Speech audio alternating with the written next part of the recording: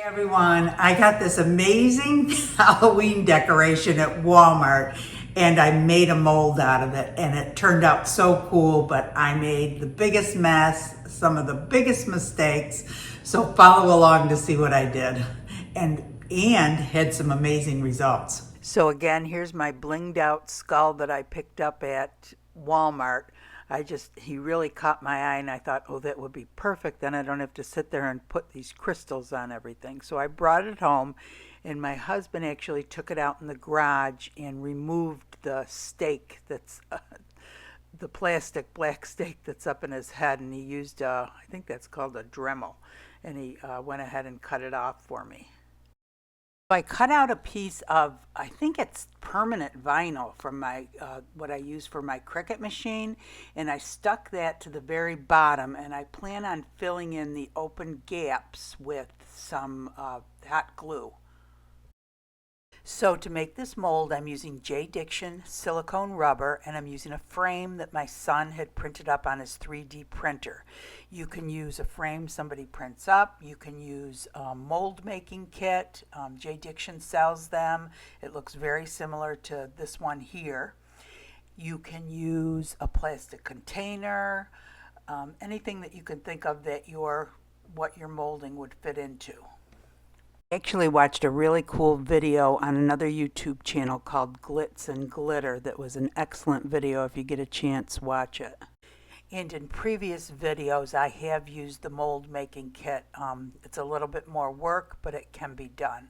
And it can go up 2 levels. You just have to follow all the instructions because I've had problems with leaking. You really have to do it step by step. So I take some shelf lining paper, sticky side up after I remove the backing, and I put my frame, attach it to it. And then I take my sparkly skeleton head and I clean it off with alcohol. That's one thing Michelle said, to clean it off real good with alcohol so that you don't have any fingerprints on it. So wear gloves when you do it. And then I stuck it down onto the paper, and that was my first mistake. I should have glued it down, and you'll see why later. So that sticky shelf liner just does not hold the pieces well enough. And so then while my hot glue gun is heating up, I just start mixing up my silicone rubber, and I just didn't realize this just wasn't going to be enough. I was actually thinking that it wasn't, but I proceeded anyway. I should have just stopped right there and ordered some more. So then I went around the entire exterior, gluing the frame to the paper below. So as you can see, I have that on a scale because it has to be by weight, not by volume. So in the cup that I have it in is just too small to mix it in, so I dump it into a bigger cup. And then I end up putting it in the bubble removal machine, and of course this container is way too big, so I have to separate it into 3 smaller containers. And it turns out I didn't need to put it in the bubble removal machine because this particular silicone degasses on its own over 1 hour. So I start realizing I'm really going to be short with this silicone. And then I remember Randy on my on the YouTube channel saying, if you ever need to take up some space, you can use old silicone molds and cut them out and put them in there. And so I remembered I had the silicone mold that I absolutely didn't like and was never going to use again. So I started cutting it up because this casing is actually too big. I mean, I'm wasting silicone. So I guess it's supposed to be a 1/4 inch all the way around, and there's clearly at least 1 inch on each, all the way around the exterior. I should have had my son print up a smaller one that fit better in there. So anyway, here I am cutting this up and trying to push these in there, hoping that the silicone is going to be enough, but it just is not. So full panic mode now, trying to cut up the silicone more to stuff more in there so that hopefully the silicone reaches the top. And then I dump some more of my silicone in that I've mixed up. And then my worst nightmare, his head starts floating up to the top of the silicone. And I am holding them down, trying to figure out what I'm going to do. So here I am trying to put buckets of glass on it, anything to hold it down, and it just kept on slipping to the side and floating up. Oh my gosh, I was in full panic mode. And then finally I got this idea to break off part of a popsicle stick and wedge it in there between the two sides, and it worked. So this morning it's cured. I've ordered more silicone, and I'm hoping I can pour silicone on top of this and it will work. So 2 days later, I got the new silicone in, and I was worried that the new silicone wasn't going to stick to the old silicone, or it was going to leave some kind of a seam or something in the mold, and ruin the resin that I pour into it. So I really wasn't sure what was going to happen. But I just went ahead and mixed it up again by volume, or by weight, not by volume, and poured it on top and made sure it was at least a 1/4 inch covering the top. I think it might have even been an inch covering, more than I needed. And I think it says that it's ready to demold in 6 to 8 hours, but I waited till the next day. So this next part is actually like 20 minutes of video, but I have it sped way up, and it's actually condensed down to 2 minutes. So I just started kind of pulling it away from the edges and getting the hot glue off of the bottom and pushing and pulling, and it really wasn't budging. So then I got a big sharp kitchen knife out and went all around the edges with it. I don't know if they have like deep razor knives that are deep enough to go in that, or long enough. So I just went around the edges, and then I had the idea that if I sprayed rubbing alcohol down the edges, pulled it away from the edges and sprayed rubbing alcohol, that really loosened it. I should have done that right from the beginning, because it just made it slip right out. And some of this, I'm sorry, I pulled off camera so you couldn't see me spraying the rubbing alcohol, but I kind of pushed it away from the sides with the knife and then sprayed the alcohol down in there. So you can see it a little bit there, but I mean, it just loosened it right up. That was really what like I said, I should have done right from the beginning. Then I just got a razor and started cleaning up along the edges and pulling the silicone off of the top of it. And that came off pretty easy. And then came the struggle trying to get this head out of there. Oh my gosh, I pushed and pulled and pushed and pulled for like 10 minutes, and then I came up with this brilliant idea to take it outside to the garage and put it in the vise. So at this point, I was really happy that I had the extra silicone around it, because had it been only a 1/4 inch all the way around it, I wouldn't have been able to do this without risking damaging the original.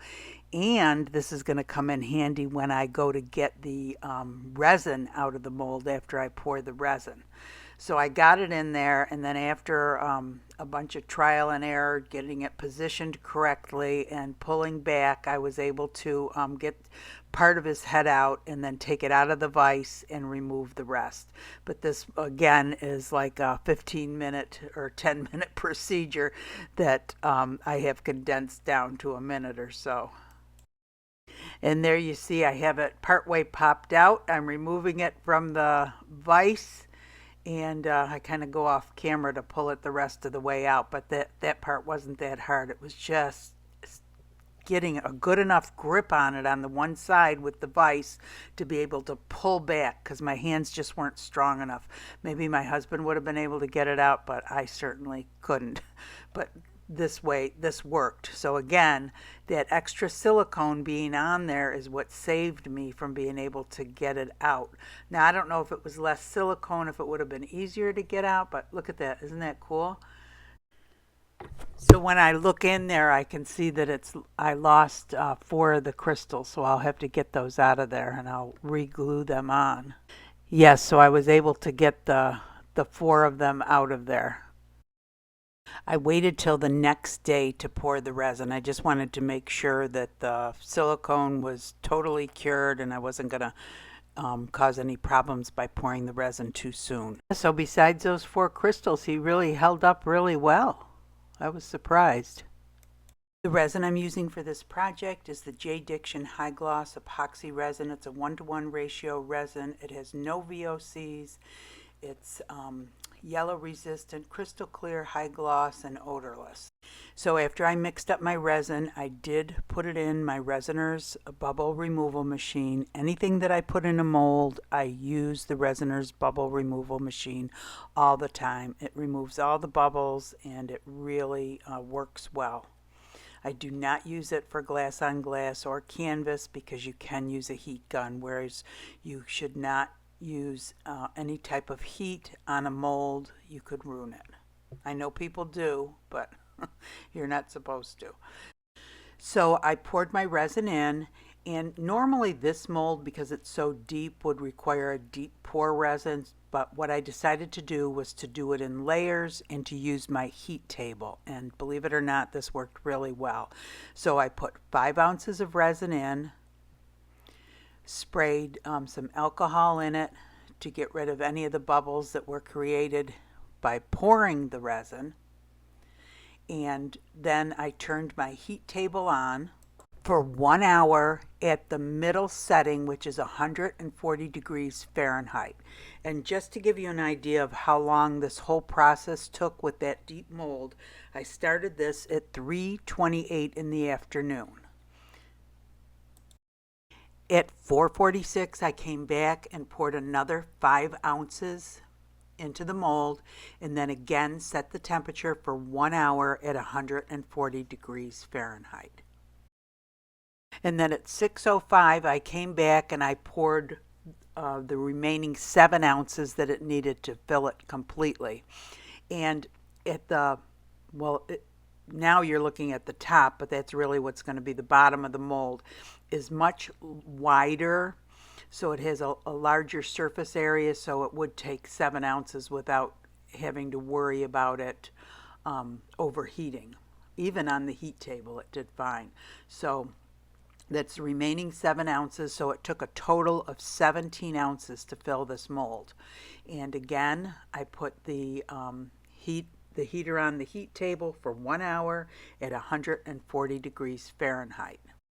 And each time I use the heat table and turn it on, I cover it with this cover that comes with it. When you purchase the table, it comes with this cover that folds down real nice, and this cover actually doubles as a dust cover and to hold the heat in. I do have a link for this extra large heat table under the description of this video.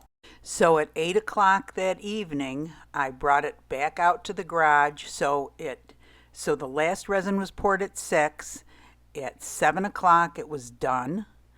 I let it cool for an hour. At 8 o'clock, I brought it outside. So I started this at 3 in the afternoon, and at 8 o'clock, I was demolding it.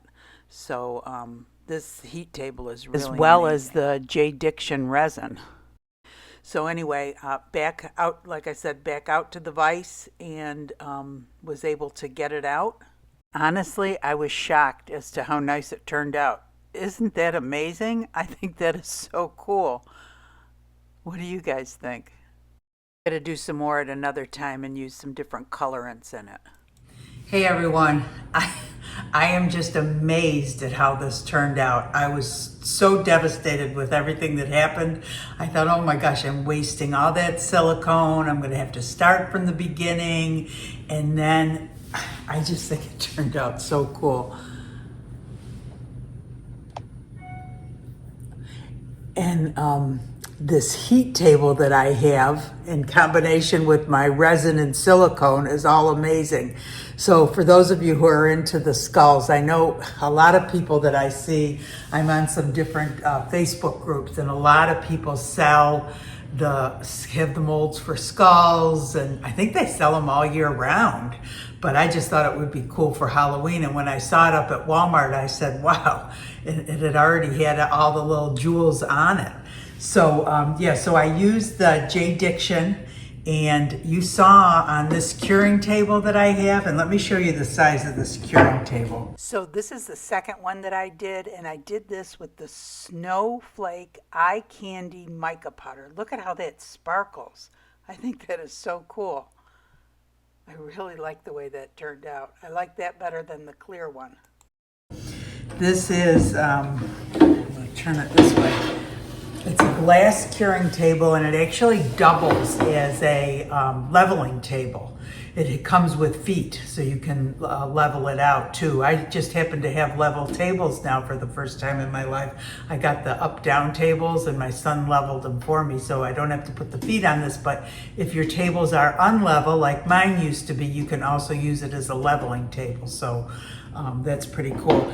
And like I said, you can set the temperature for how long you want to do it. And I do molds on this all the time. I'll pour the mold, I'll put it on for 2 hours at the highest setting, which I believe is 158 degrees. And in 2 hours, the mold's done. Sometimes even sooner. It shuts off. I let it cool for a half hour and demold. So it's really been a game changer. This is I got this on Amazon. I'll leave a link under the description. So that I think that's pretty cool. And me being able to do this fairly good size mold in 4 hours, I thought was really good.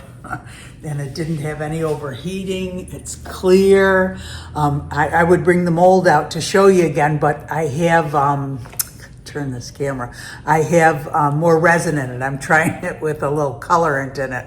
I was so excited that I was ready to pour it. I just poured it all clear. I didn't even think about putting a color in, but I kind of like it like that too. So, so anyway, we'll see. On my next video, I'll show you what it looks like. I'm going to try it with a few different colorants and stuff. And I'm also going to try it with a deep pour and see how that works. But I just thought that was amazing. And so as far as the silicone goes, there's different silicones that you can get, and the J Diction has the 10A, which is a softer silicone. I don't know how soft they go down to. J Diction just sells, I think, the 10A, and you'll see common is 20 and 30. And the higher the number, the harder the silicone is. And if I had used any harder of a silicone for this, that would have been even more difficult to bend and pull out of there, because you saw what problems I had pulling it out.